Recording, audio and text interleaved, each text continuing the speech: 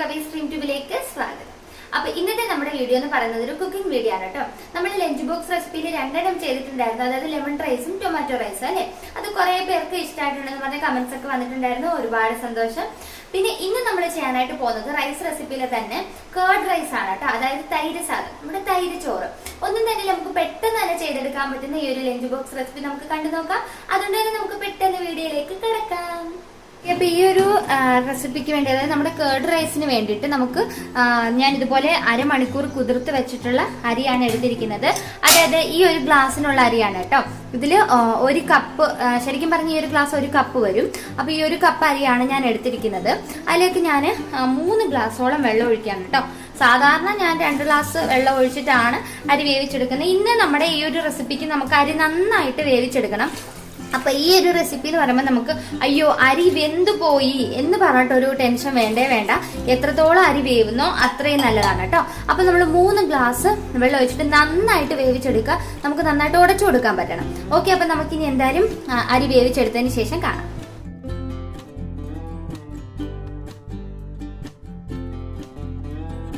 Okay, ഇതാ അപ്പൊ നമ്മുടെ ചോറ് വെന്ത് കഴിഞ്ഞിട്ടുണ്ട് കേട്ടോ. അപ്പൊ ഇനി ഇത് നമുക്ക് നന്നായിട്ട് ഉടച്ചെടുക്കണം. ഇതാ നല്ല വെന്ത് കിട്ടിയിട്ടുണ്ട്. ഇനി നമുക്കിനി ഒരു പാത്രത്തിലേക്ക് മാറ്റാം. ഓക്കെ, അപ്പൊ നമ്മൾ ഈ വേവിച്ച് വെച്ചിരിക്കുന്ന ഈ നമ്മുടെ ചോറുണ്ടല്ലോ, അത് നമുക്ക് ഇങ്ങനെ പാത്രത്തിലേക്ക് മാറ്റി കൊടുക്കാം. ഇച്ചിരി വിസ്താരമുള്ള പാത്രം എടുക്കുക. അപ്പൊ നമുക്ക് ഇത് നന്നായിട്ട് ഉടച്ചെടുക്കാനും ഇതിനകത്തേക്ക് ചേർക്കേണ്ട കാര്യങ്ങളൊക്കെ ചേർക്കാനും ഒക്കെ സൗകര്യമായിരിക്കും കേട്ടോ. ഓക്കെ, നമുക്കപ്പോ ഇത് ഫുള്ള് ആഡ് ചെയ്ത് കൊടുക്കാം. നമ്മള് ചോറ് മുഴുവനും ആഡ് ചെയ്തിട്ടുണ്ട്. ഇനി ഇത് നമുക്ക് നന്നായിട്ട് അങ്ങ് ഉടച്ചു കൊടുക്കാം. ഓക്കെ, എത്ര ഉടച്ചു കൊടുക്കുന്നോ അത്രയും നല്ലതാണ് കേട്ടോ. അപ്പൊ ചോറ് നന്നായിട്ട് വേവിച്ചാൽ അത്രയും നല്ലതാ. അപ്പൊ നമുക്കിത് എന്തായാലും ഫുൾ അങ്ങനെ ഉടച്ചെടുക്കാം. ഓക്കെ, അപ്പൊ ഇതാ ചോറ് ഞാൻ നന്നായിട്ട് ഉടച്ചെടുത്തിട്ടുണ്ട്. ഇനി നമ്മുടെ തൈരും പാലും ഒക്കെ ചേരുമ്പോഴത്തേക്ക് ഇത് നന്നായിട്ടങ്ങ് എന്താ പറയാ ഉടഞ്ഞു കിട്ടിക്കോളും.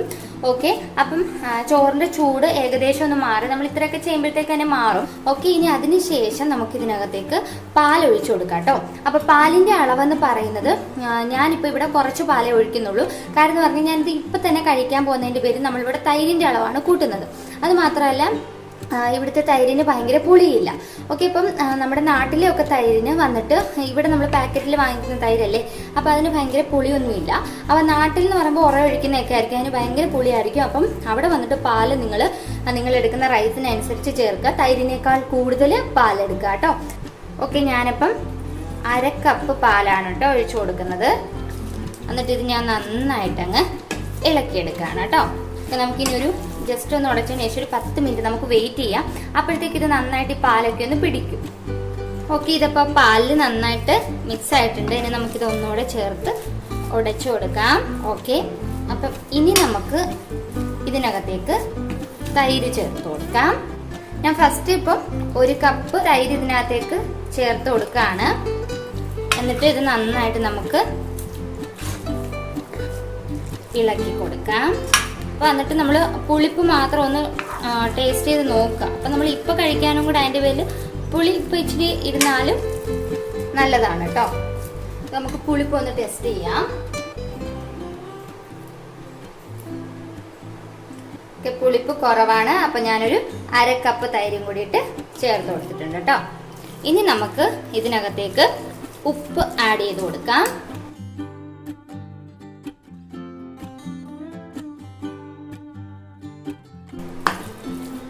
ഉപ്പ് വന്നിട്ട് നിങ്ങളുടെ ആവശ്യത്തിനനുസരിച്ച് ആഡ് ചെയ്തെടുക്കുക. ഓക്കെ, അപ്പം ഞാനത് നന്നായിട്ട് മിക്സ് ചെയ്തെടുത്തിട്ടുണ്ട്. ഇനി നമുക്കിതിനകത്തേക്ക് ചേർക്കേണ്ട കാര്യങ്ങളൊക്കെ ചേർത്ത് കൊടുക്കാം. നമുക്ക് താളിച്ചു കൊടുക്കണം. അതിന് മുമ്പായിട്ട് ഇതിനകത്തേക്ക് ആഡ് ചെയ്യേണ്ട കുറച്ച് കാര്യങ്ങളുണ്ട്, അതൊക്കെ നമുക്ക് ആഡ് ചെയ്യാം.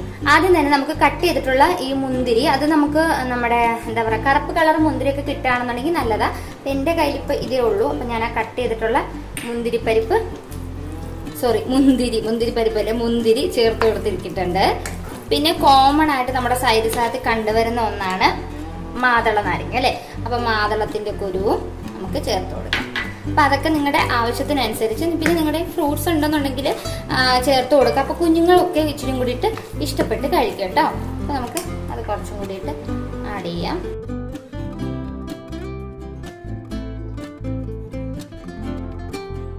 ഇനി നമുക്ക് ഇതിനകത്തേക്ക് ചേർക്കേണ്ടത് നമ്മൾ താളിച്ച് ചേർക്കാണ് കേട്ടോ. നമ്മൾ കടുക് വറക്കില്ലേ, നമ്മളങ്ങനെ താളിച്ച് ചേർക്കണം. അപ്പൊ താളിച്ച് ചേർക്കാനുള്ള കാര്യങ്ങൾ നമുക്കിനി തയ്യാറാക്കി എടുക്കാം.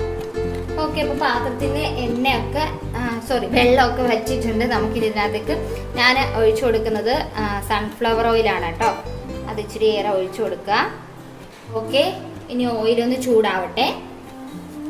ഓക്കെ, അപ്പോൾ ഓയിൽ ചൂടായിട്ടുണ്ട്. നമുക്ക് അതിനകത്തേക്ക് കടുക് ഇട്ട് കൊടുക്കാം. അപ്പോൾ കടുക് പൊട്ടുന്ന അതേ സമയത്ത് നമുക്ക് ഉഴുന്ന് പരിപ്പും കൂടി ഇട്ട് കൊടുക്കാം. ഓക്കെ, അപ്പോൾ കടുക് ഉഴുന്നൊക്കെ പൊട്ടിയിട്ടുണ്ട്. ഇനി നമുക്കിതിനകത്തേക്ക് വറ്റൽമുളക് ഇട്ട് കൊടുക്കാം. അതൊരു 3-4 എണ്ണം മതിയാവും. എരിക്കനുസരിച്ച് വറ്റൽമുളക് ഇട്ട് കൊടുക്കുക. അതും ചേർത്തിട്ട് നന്നായി ഇളക്കി കൊടുക്കുക. ഇനി നമുക്ക് അതിനകത്തേക്ക് പച്ചമുളക് ചേർത്ത് കൊടുക്കാം. ചെറുതായിട്ട് അരിഞ്ഞു വെച്ചിട്ടുള്ള ഇഞ്ചി ചേർത്ത് കൊടുക്കാം. കുഞ്ഞു കുഞ്ഞായിട്ട് അരിഞ്ഞു വെച്ചതാണ് കേട്ടോ. പച്ചമുളക് ഈ വലിപ്പത്തിലുള്ളൊരു 4-5 പച്ചമുളക്. ഇഞ്ചി ഒരു ചെറിയ കഷ്ണം ഇഞ്ചി കൊത്തി അരിഞ്ഞതാണ് കേട്ടോ.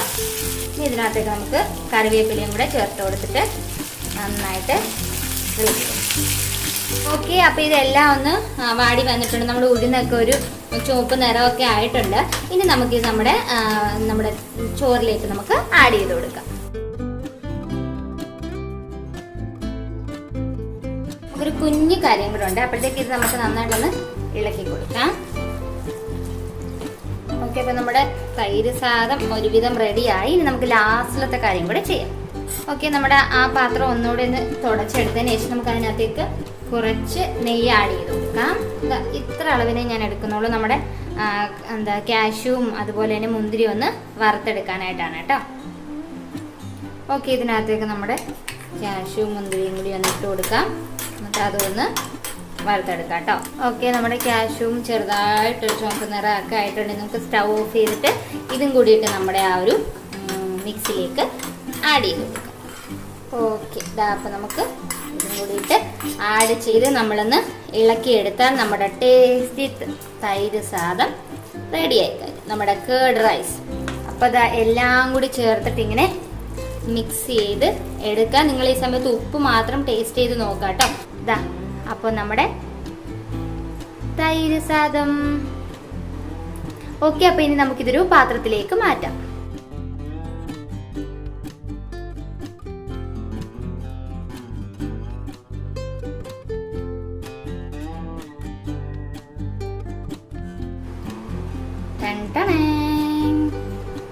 ഇതാ അപ്പൊ നമ്മുടെ തൈര് സാദം റെഡിയായി കഴിഞ്ഞു.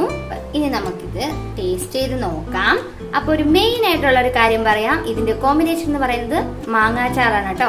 രണ്ടും കൂടിയിട്ട് നല്ല അടിപൊളി കോമ്പിനേഷൻ ആണ്. അപ്പൊ നമുക്ക് എന്തായാലും ഇതൊന്ന് ടേസ്റ്റ് ചെയ്ത് നോക്കാം. ഓക്കെ, അപ്പൊ ഇതാ നമ്മുടെ തൈര് സാദം റെഡിയായി കഴിഞ്ഞു. അപ്പൊ ഞാനിതൊന്ന് ടേസ്റ്റ് ചെയ്ത് നോക്കട്ടെ. ഇത് ഫസ്റ്റ് മാങ്ങാച്ചാർ ഇല്ലാതെ ഞാനൊന്ന് ടേസ്റ്റ് ചെയ്യാം കേട്ടോ.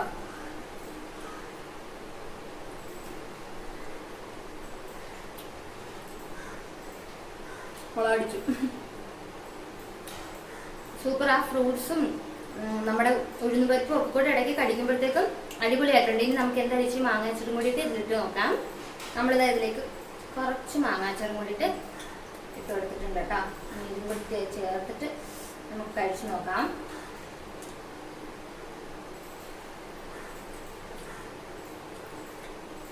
അടാർ കോമ്പിനേഷൻ. സൂപ്പറാണ്. അപ്പൊ തീർച്ചയായിട്ടും നിങ്ങൾ എല്ലാരും കഴിക്കാൻ. നമ്മള് തൈര് സാദം എന്നൊക്കെ പറയുമ്പോൾ ചോറിലേക്ക് ഇത്തിരി തൈരിട്ട ആവുന്നതല്ലേ, അങ്ങനെ ചിന്തിക്കണ്ട.